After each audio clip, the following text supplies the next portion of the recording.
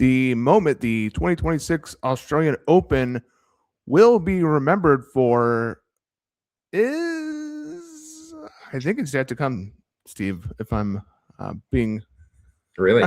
if I'm being honest with myself, because I do think we could still see one of the two best men's player win his first Australian Open, and it's been pretty straightforward so far. So make sure we're subscribing down here, folks. We're back. Welcome to the All Surface Show. I am David EJ Berger. With me is my man in Australia, Steve, Mr. Ace Previews himself. Steve, welcome in. How are you today on this lovely what is it, day? I mean, now we're getting into it. We're in double-digit days in Melbourne. Yeah, it is. It's still warm. It was warm yesterday, and it's still warm this morning. Not going to be as bad, I think, on court today. So I don't think we have to worry about any roofs shutting or anything. But look, it's been an up and down kind of fortnight for the weather. But I think that's what you come to expect with the Australian Open, isn't it? Looks like we might have another warm one for the men's semi-finals. So, as you said, maybe what we're remembered for is still to come. Maybe we have a bit of a chat towards the end as to what we think might happen, or if there's going to be any surprises. Yeah, day 11 on the horizon. You know, Steve, I want to start off talking about your countryman, Alex de Minaur, and I have to say, listening to him talk in the press conference after, I really felt for him. Yes, all you can do is keep pressing on. I just worry that that's still not going to be enough with these two guys hanging around and honestly just kind of owning him, Steve. My heart went out to de Minaur when I woke up and saw some of the post match presser. Yeah, it's a bit like when you grow up and you play tennis and you're hitting against a brick wall and you go, oh, maybe I'll try and hit it a bit harder. And then it just comes back harder. And I just had that feeling to it a bit last night with Alcaraz across the net. And it probably raises an interesting question, I guess, for de Minaur is what he's doing as a player is still very, very successful in terms of his tennis across the course of the year, in terms of prize money, in terms of, setting himself up for everything. But yeah, it's just that whether, do you make massive tweaks to your game in terms of do you bulk up, try and put more muscle on, try and play more aggressively? Is it worth it for the potential semi-final, or maybe a Grand Slam final that comes from it, potentially to the detriment of his overall results against everyone else who doesn't have the surname Alcaraz and Senna? So it's an interesting kind of question, because as I said, it's not like he's sitting there getting knocked out in round one of tournaments. He's a top 10 player and he's making a fair amount of money per year. It's one of those ones that you sit there and go, well, what's his barometer for success? Is it a Grand Slam final? Is it a Grand Slam? What do you think it is? I do think it's a hardcore slam semifinal or final. Yeah. I mean, getting to a semifinal, getting a draw in which you don't have to play one of these guys at this stage, I think would be the dream. Yeah. But, I want to commend de Minaur, because if you think about, the restart after COVID, it was a lot of false starts for the Demon. And he's really separated himself from the pack on a hard court. And even on clay, his clay game, in fact, you could even maybe laud even more for the strides he's made in that department, because he's made the Roland Garros quarterfinal, which I don't think we would have seen that coming, really. So, You do wonder though if he has maybe maxed out his potential without a little help, some friendly help from the draw gods. Yeah, I think the tricky thing for de Minaur is that these type of losses kind of pile up a bit. There was one, there's been a couple to Sinner. There was one to Novak at the Oz Open a couple of years ago. I think he's probably the big chance that he potentially missed was it last year at Wimbledon, I think, when he lost to Novak, perhaps won the first set. Yeah, I think the thing for him he needs to figure out is what is it that's going to change? Because I don't think just hitting harder is going to work against both Alcaraz and Sinner. I think it will work in different ways against both of them. But I think the thing for him is it that he needs to take, 5% off his first serve and get it in at 10%, get it in at a higher first serve percentage? Because I think that's the thing with Alex is the second serve just puts him on the back foot against these guys consistently. And when you're not getting a high percentage of first serves in because you're trying to put all your effort in it to try and, put pressure on, I just wonder if maybe that, placing and playing more positional serving might be a better option against these guys to just, you're not going to get a unreturnable serve and you're not going to win the point just off the serve. But if you can start the point not being on the back foot, I think that's obviously a pretty good start against the likes of Alcaraz and Sinner. Yeah, I have his tour level seasons here from Tennis Abstract, and I mentioned those false starts post COVID. He has this 2021 season in which he breaks even at 25 and 25, and then you see the advancements results wise at least over the years. The number keeps going up and up in terms of his season win total. So, we'll see if he can eclipse 55 in 2026. I think that would be lofty. He does have a nice start with 6. He's also someone who's talked about the schedule impacting him mentally and physically. And so we'll see if he doesn't play as much. But part of the reason I felt bad for him is I do feel like this is a guy who's put in a ton of work to be one of the best in the game. And I just don't know that realistically he's going to break down the door to that next year. Yeah. I think, look, speaking as an Australian and having to endure the Australian media's coverage of the Australian Open or the January summer of tennis, I think what's probably most disappointing for Alex with a performance like last night is like he's going to get slaughtered now in the press here. The majority of the people who are covering the sport for some of the newspapers and things here, they don't follow it year round. This is their chance to see him, and they haven't seen him since the last failure really last year at the Australian Open. Like it's a brutal game in terms of the coverage over here. And I think I talked about it, we talked about it before the start of the show. Like I would say if you showed 90% of people who went through, or 90% of the Australians who went through the Australian Open gates, you showed them a picture of Maya Joint, I don't think they would know who it is. And that's because all of her success has come away from Australia over the last 12 months. And when she's been here, she's had brutal draws. I think it was at Pegula last year. It was at Valentova first up here, and all they saw was that she was bundled out ranking-wise when Valentova is probably the better player.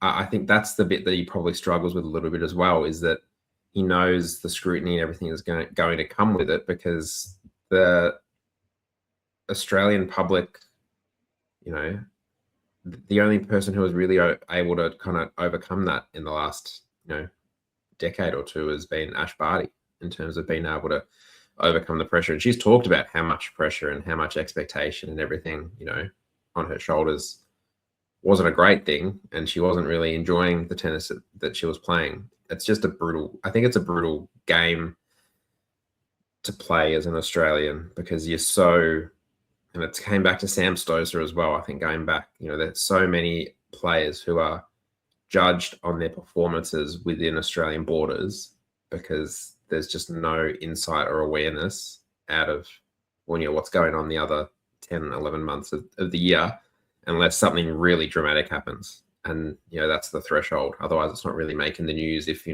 Minaur's winning Rotterdam. It's a little piece kind of away. Like, it'll get mentioned, but it's not, you have to go out of your way to find it. I think that's where these losses kind of hurt for de Minaur, because he knows that it's his chance. He's got the attention, and there's not much he can do when Alcaraz plays the way he played for patches last night. I mean, Alcaraz was lights out against Tommy Paul as well, and Paul had his chance to take a set, and he couldn't do it because, I mean, the Spaniard is just so good. It's really, really tough. Really, really tough. And as we said, it's, we've said it through the shows, through the Australian Open. It's just nice to see that Carlos can still play tennis without one Carlos there. Yeah. He's remembered how to hold onto a racket, and he's remembered how to swing that racket, and he's remembered how to run. That's really impressive. Yeah. Pretty banger night on Laver here, Steve. Let me bring this up. On the women's side, I think I'm not sure what to make heads or tails of Iga Swiatek in this matchup against Rybakina, and then a couple of Americans in Pegula and Anisimova. Before, of course, Djokovic and Musetti and Jannik Sinner taking on Ben Shelton. This is, if you have some Laver tickets for today, you're pretty happy. Yeah, absolutely. And you're getting the three matches for Labor Day, which is great. And look, when you look at this draw and you look at this type of day of 4 matches, this is what happens when projected quarterfinals actually come to fruition. This is the result. You get days like this. You get a 5 seed against a 2 seed, a 6 against a 4, a 5 against a 4. This is what happens when they actually make their way through.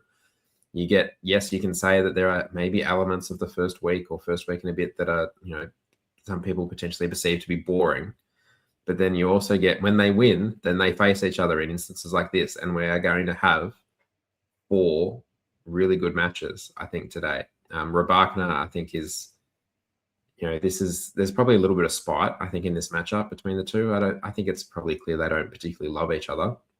You get another American battle with 2 players who have both looked exceptional, I think, across the course of the fortnight. And I think both will see this as a really massive opportunity. I think when you look at this is that pocket actually for the 4 of the women. You're on the other side of the draw to Sabalenka. What can you do here? How can you make your way through to a final? A lot of potential, I think, between the 4 women's ones. And then, we've got the men's. Did you want to touch on either of the men's matches? Well, from the content I've heard, it really seems like people are grading Lorenzo Musetti higher than I am in terms of his chances to come out the victor in this match. I don't want to rehash what I talked about on our match point number 9 show, but basically, this is a nightmare scenario for Musetti with Novak having no court time, no glaring physical ailments, and still playing at a really high level. So I fear for the Italian. I think that Ben Shelton, though, I don't think he's going to win the match, but I do think that we might see his best effort tonight. He's just been serving so big and so well. I think that's going to go pretty hard in this matchup against Jannik Sinner.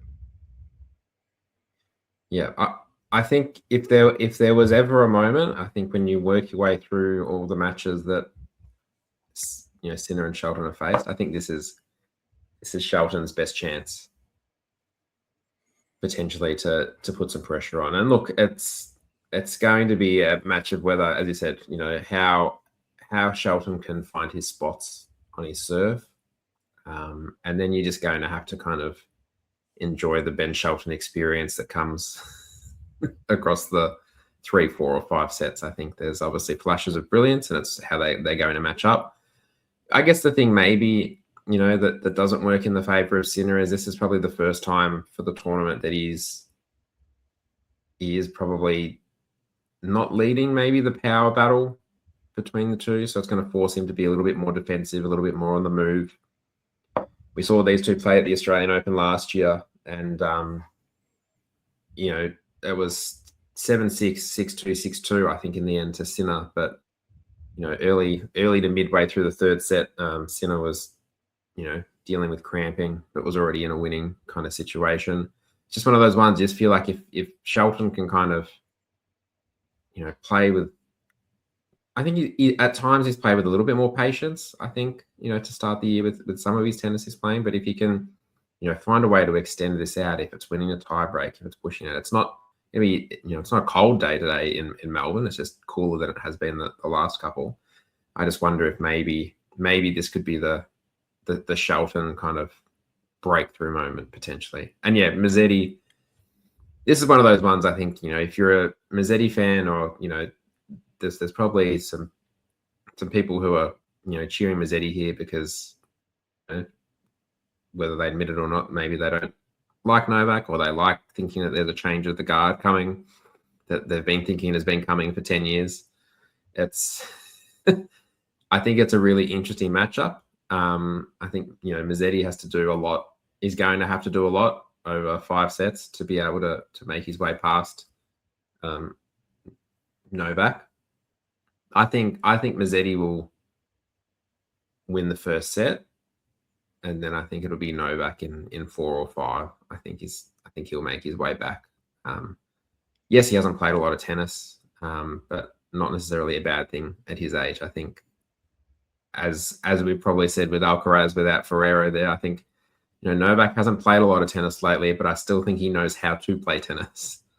So I think so. Yes. Yeah, I think it's you just kind of trust him with that until proven otherwise, whether that's this year, next year, or the year 2030. I think Novak's got enough runs on the board, I think, to be able to respect him there.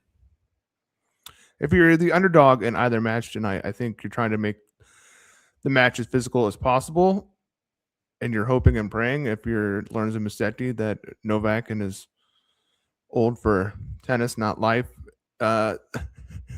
age gets a little bit worn down. Maybe something pops up. I mean, think about how well he was playing in Miami last year, and then he showed up with a random eye thing for the final. So not out of the realm of possibilities for Novak to pick something up if you do, take this deep into the waters. And if you're Sinner, yeah, you're wanting to put Sinner through the paces. Or if you're Ben Shelton, you're wanting to put Sinner through the paces here. And obviously we've seen him struggle physically a little bit. I don't think, we're overly concerned by that, but I do think that would be where your edge would lie. Even if you are playing quicker points, make them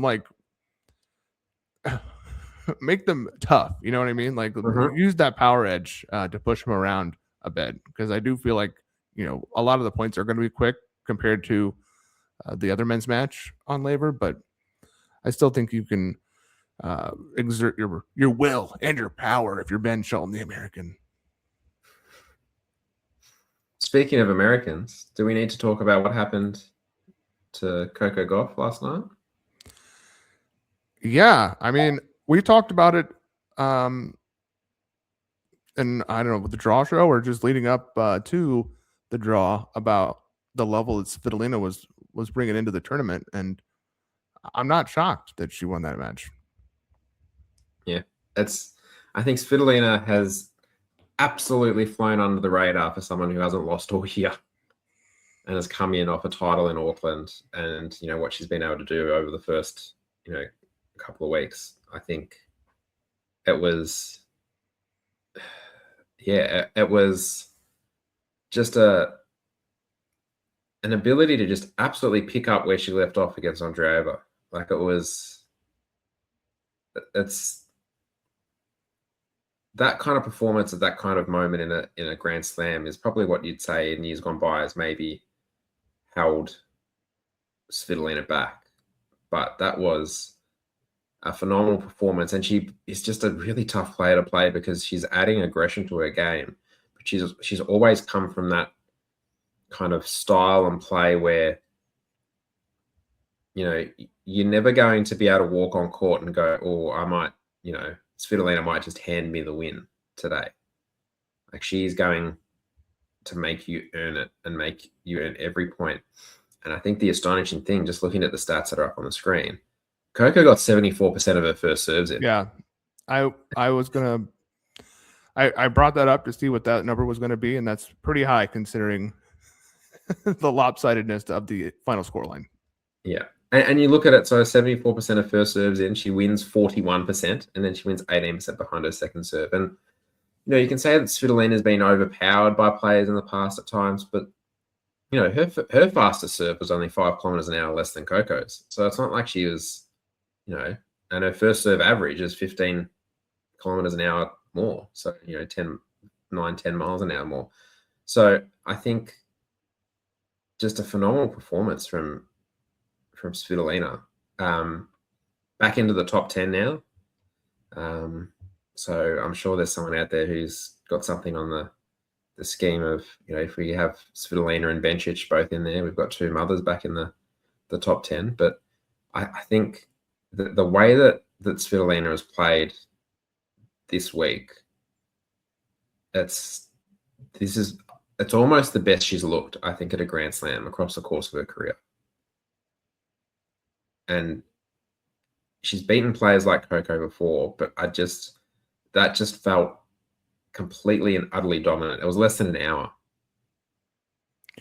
This is real narrative-y, but they cut to the blue zone, players walking around. I caught a glimpse of Svitolina walking around. She looked really confident. Like, I don't know, just had an aura you could sense, like watching her in the blue zone behind the scenes.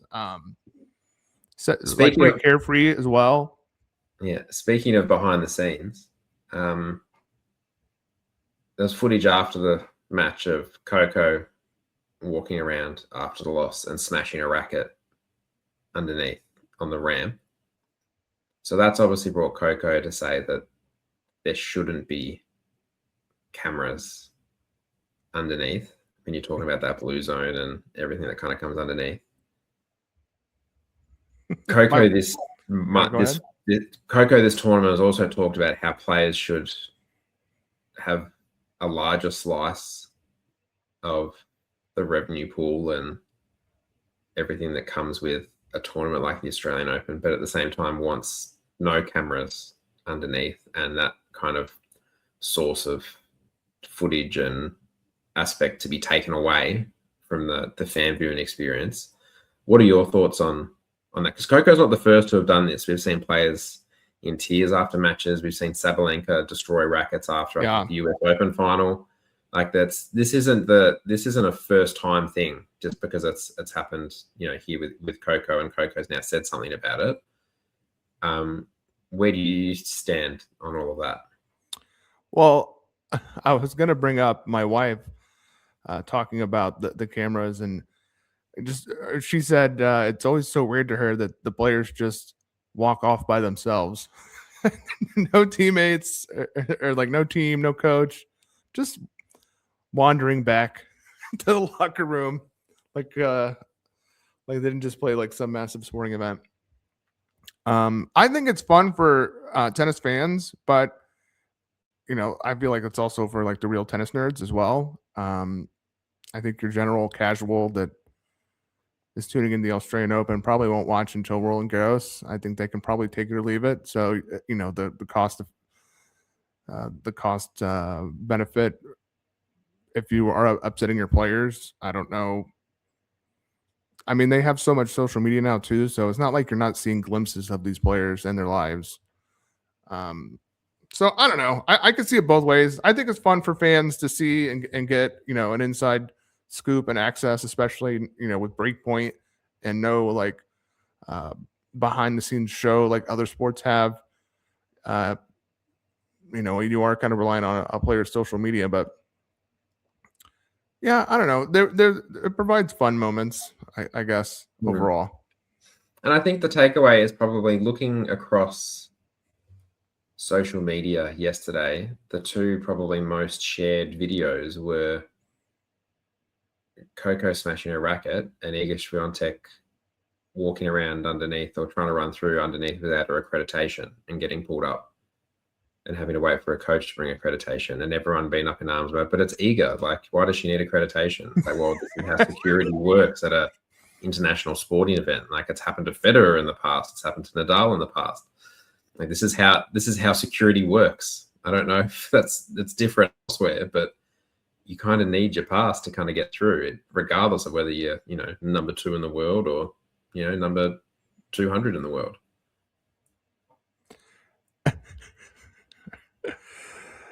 Yeah, that does seem a little silly. All right, Steve.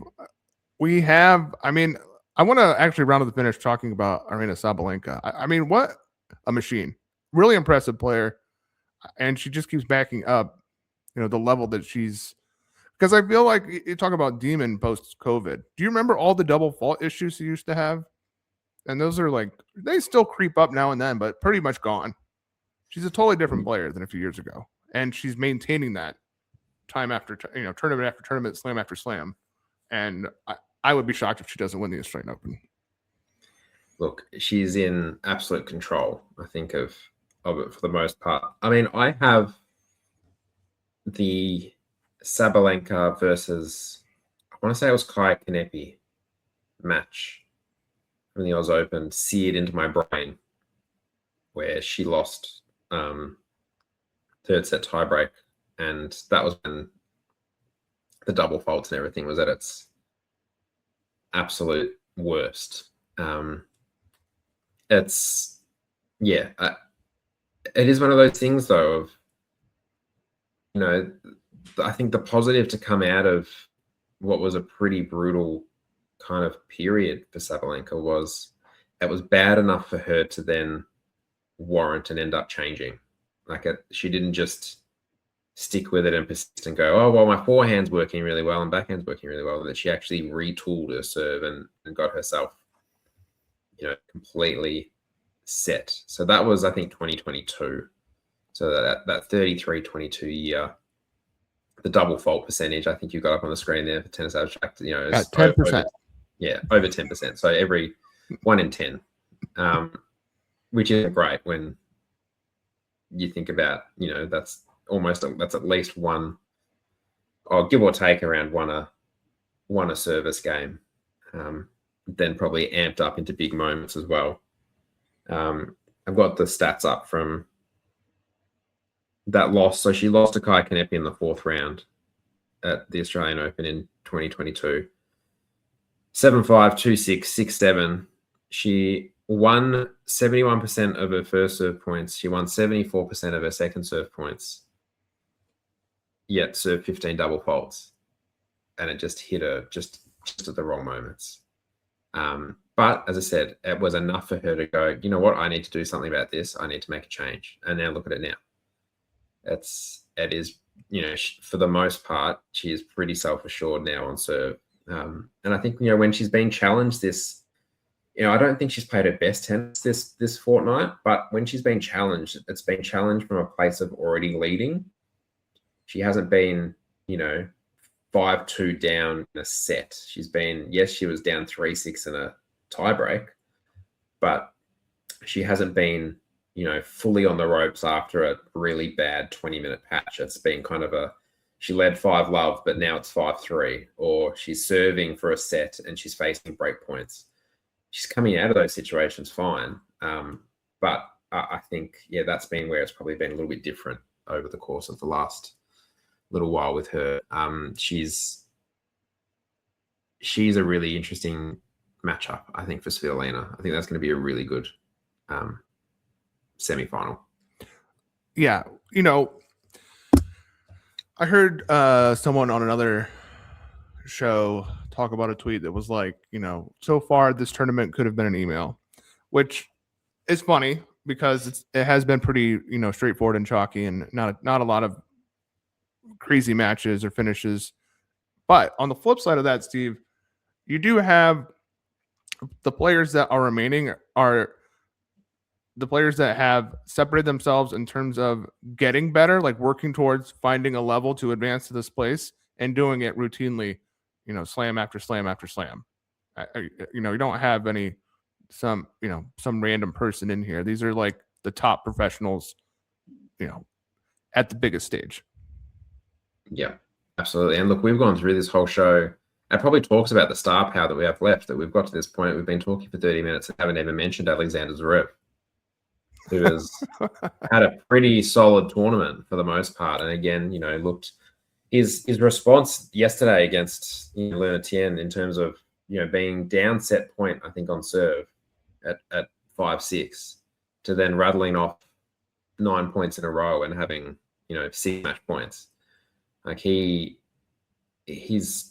finding his way, I think, a little bit more with his game. I mean, I had the chance to see him live against Cam Norrie, and I thought it was the sets 3 and 4 was some of the best tennis he's played in recent memory, and particularly in terms of hitting his forehand, which has always been the one thing you've kind of gone, oh, like, what is this? How's this looking? Like, is this going to hold up kind of in big moments? But it was the best he'd looked in terms of being able to hit that aggressively, but also, limit his unforced errors. And then, Cerundolo, straight sets, and then, did drop a set, dropped a tiebreak to Lerner, but I don't think he dropped serve the entire match, did he? Against Lerner? Yeah, I think I saw was that he had three break points and he saved them all with unreturnable serves. Like it's the set that Lerner won was a breaker, so yeah. If he was broken, he got it back. Yeah, I'm pretty sure he didn't drop serve, and it was the couple of break points was either an ace or unreturnable serve. So to be able to play, if he's playing a little bit better off that forehand wing, that's going to hold him in good stead. It's going to be a test, I think, against Alcaraz. Everything's a test against Alcaraz, but he has beaten him here before, and it's going to be a fascinating match. I think that one on Friday Australian time, and it's going to be hot. It's going to be, I think, for the semi-finals, it's going to be that kind of temperature where it's hot, but it's just not quite roof shut hot. So interested to see how those matches shape up and who faces who in the other semi. He was not broken, Steve, so saved all 3 break points. Oh man, Lerner Tien though, what a heck of a player as well. He's coming and he's coming fast. He is. All right. I want to end the show with the tease. I will be at the San Diego Open tomorrow. So look for some coverage on our X as well as on this channel.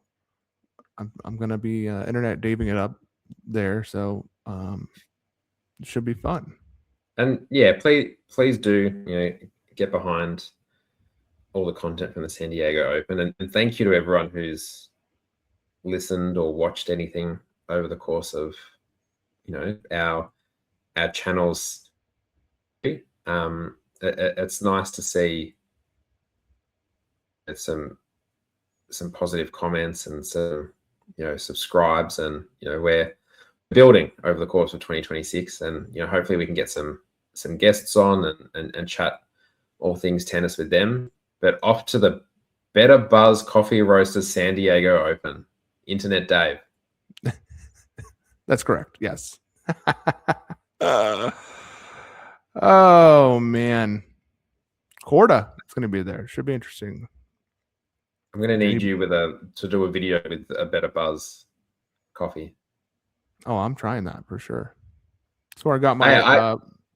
Speaking of trying things, so I had Shake Shack at the Australian Open, and looked pretty underwhelming from your photo.